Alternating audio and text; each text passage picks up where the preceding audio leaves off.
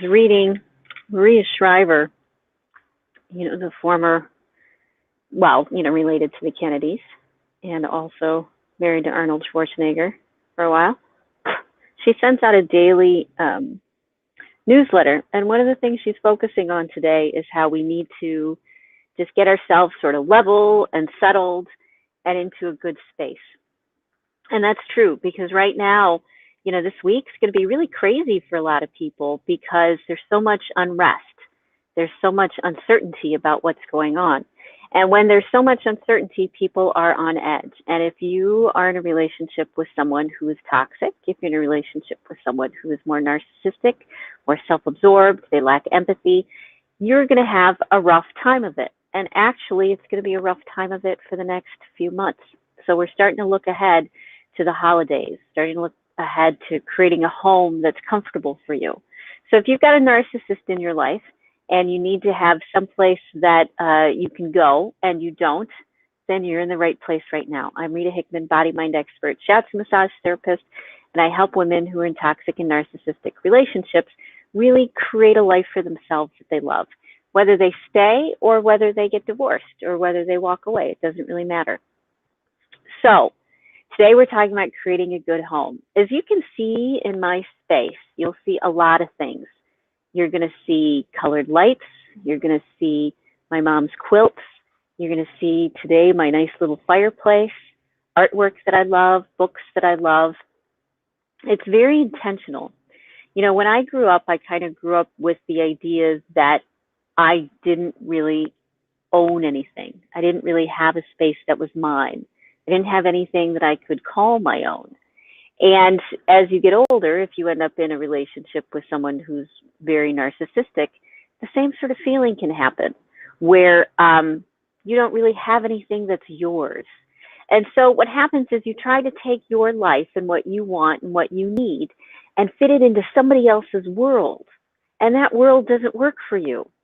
Let's talk about the thermostat, just as an example. The world that you live in at home may be designed by the person that you're living with in order to not upset them, in order to not make them angry, in order to not create a fight. And so you may spend the majority of the time either too hot or too cold or uncomfortable because if you talk about something like the temperature or the thermostat, there's going to be a big blow up. There's potentially going to be World War III. And that's the last thing that you want. So how do you start to take your home back? How do you start to take your life back in a way that is in a good, positive direction? As they say many times, a good, orderly direction. How do you take your life back and start, planting a flag? I remember a story with one of my clients, Kathy. She was so excited when she bought a piece of furniture after 20, 30 years of marriage.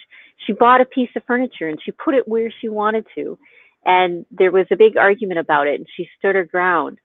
But just having something that was hers, just having something that she picked out for her environment, for her space, for her life, in her home was a really big deal. A lot of people don't get this. When you're in a relationship with someone who is a high level of narcissism, you're afraid to be in your own home. You're afraid to be comfortable in your own space. And that's actually a common theme. You'll find that many, many women and men, but we talk to women predominantly here, are living in spaces where nothing is theirs. Everything is adjusted to the other person so that they can try to have some semblance of peace in their home. Well, when people come into my space, I purposely create things that cause them to calm down. I don't focus on how can I please them? What do they need? What do they want? Instead, my focus is on how can I create an environment that works really well for me, that also works really well for the other person. So it works well either way. And one of the things you start to do is making subtle changes to your environment that nourish you, that nurture you, and at the same time, nourish and nurture the other person. When people would come into my office, there's a couple things that they'll always notice. One is that there's essential oils going. I always have a diffuser going. And even if it's not something that they notice or smell or they're conscious of, that light essential oil starts to put them into a good mood, starts to mellow things out. Essential oils can come by having spices out, or oranges out, or lemons out, or limes out. It can be something that's subtle. It can be flowers that you bring in, or herbs that you leave on the counter, or herbs that you harvested from your garden. You can start to put scents in your home, which create an environment for you that smells good, feels good, and smells good for everybody else who's there, and it starts to calm down the nervous system. And remember, the trick with dealing with a narcissist is we want to keep everybody's nervous systems just sort of low key. So when I'm creating a space for people to heal and relax and be peaceful, I think about all the different parts and pieces that make people feel comfortable. So scent is really important. Scent is one of those things that that goes right to your amygdala, right to your fight or flight, and it can either flip you into crazy or it can flip you into stable and sane. So you can have a lot of fun with essential oils, finding things that you like that make you feel good, or if you have to be more subtle, you know, because there might be an argument, you can use all sorts of natural materials. You can use cedar, you can use sage, you can use grasses, you can use resins or barks. It doesn't have to even be something that you burn or something that you put into a diffuser. It can be even just an essential oil that you put on a tissue and you tuck in your bra. It's starting to put your impact on your environment, and you can do it in a way that's low key. So, okay, you've got this scent thing going. You've got this fresh feeling, this fresh scent in your home. What else can you do? A lot of times I use sound. I use music.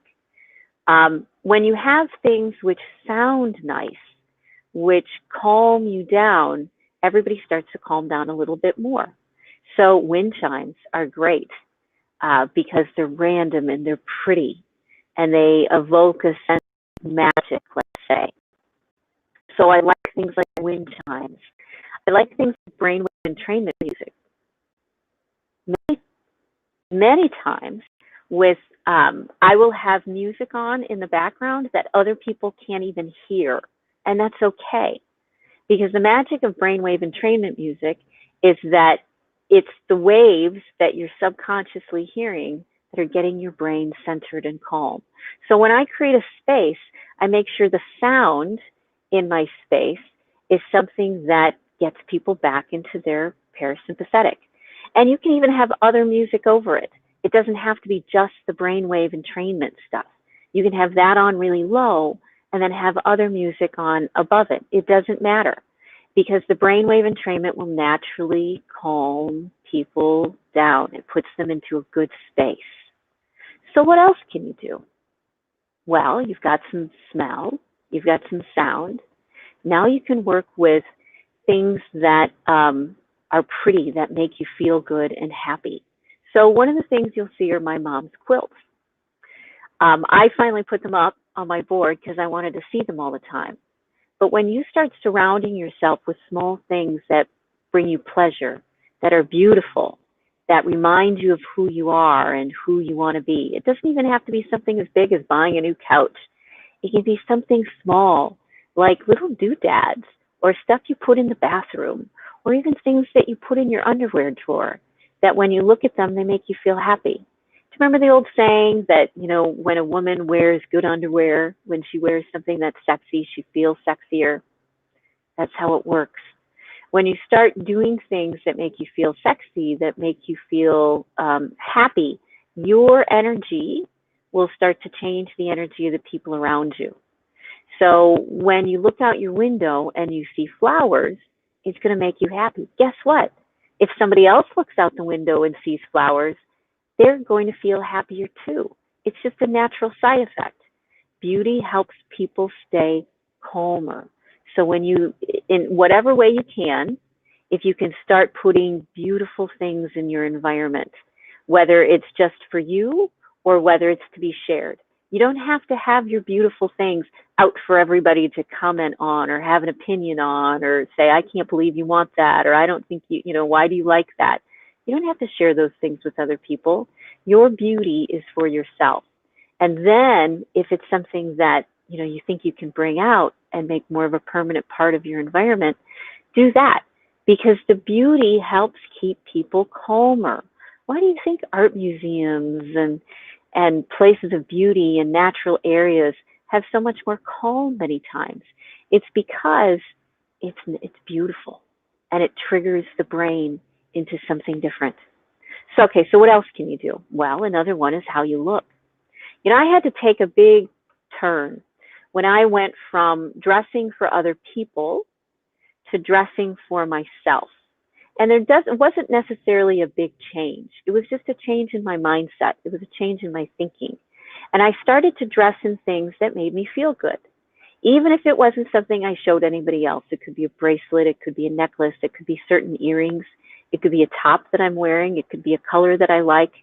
But the key is here to do things that put you in a good mood. Because if you're in a good mood, it will help the other person in a good mood. If you're feeling good, you don't have to tell anybody, oh, I'm feeling good, so that they can ridicule you and put you down and, be mean and say, you're ugly anyways. It's about you advocating for yourself and wearing the things that make you feel pretty, that make you feel valuable, that make you feel like you deserve to feel good. So how you present yourself to yourself helps shift everybody else's energy in the room. So when I first got into my practice, there was a woman.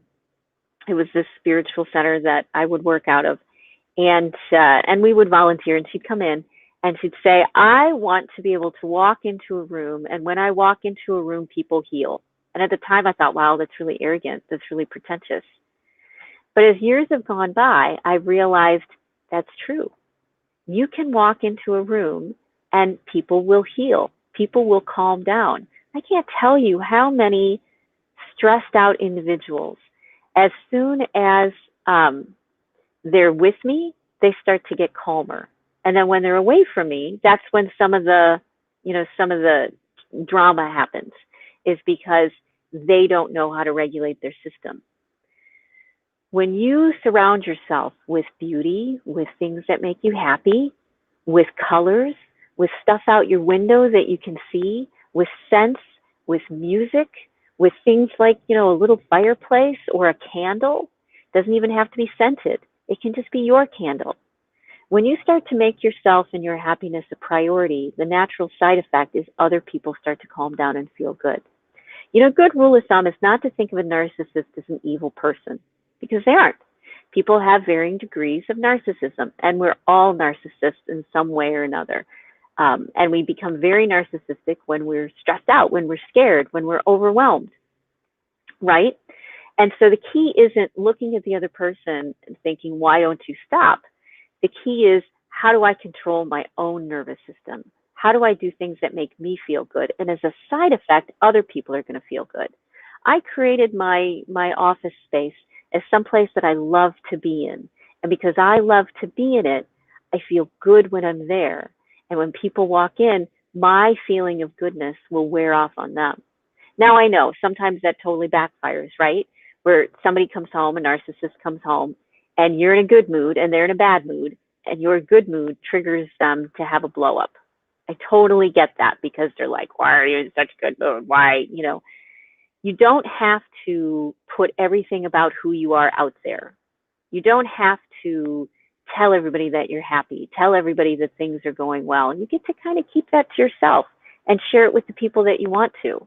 But your energy, your state of mind, your peacefulness, the fact that you put things around you that made you feel peaceful is what's going to do the trick. Healing happens. One of the most important pieces of people staying calm and healing themselves is the healer themselves.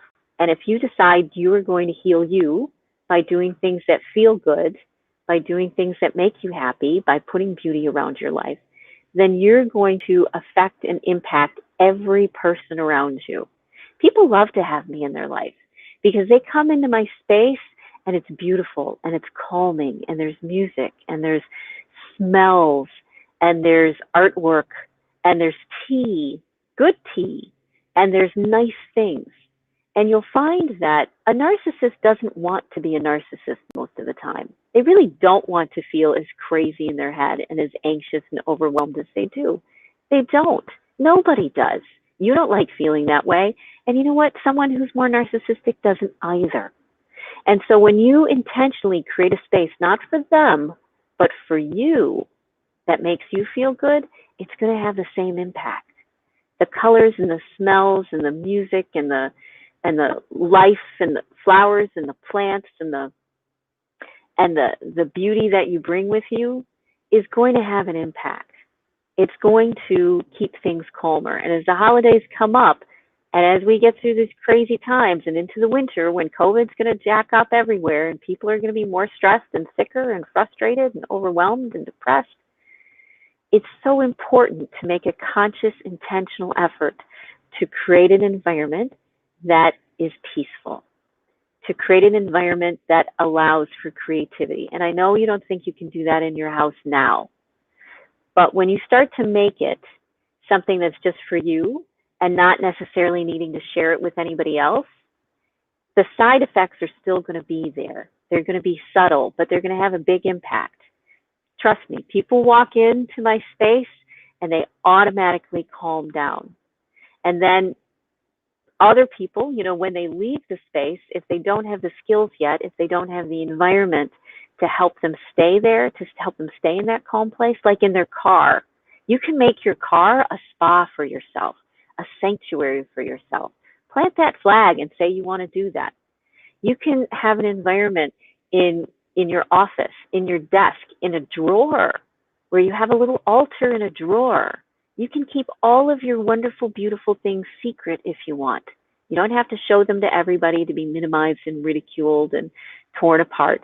You can just do them and see if they have an effect. Anything from nice sheets to good pillowcases to natural lights in your lamps to vitamin D to I like Blues Buster light bulbs in all of my lamps during the winter. So I'll change out all the light bulbs in the lamps to Blues Busters, and it'll allow my body to make more vitamin D, help me stay more balanced.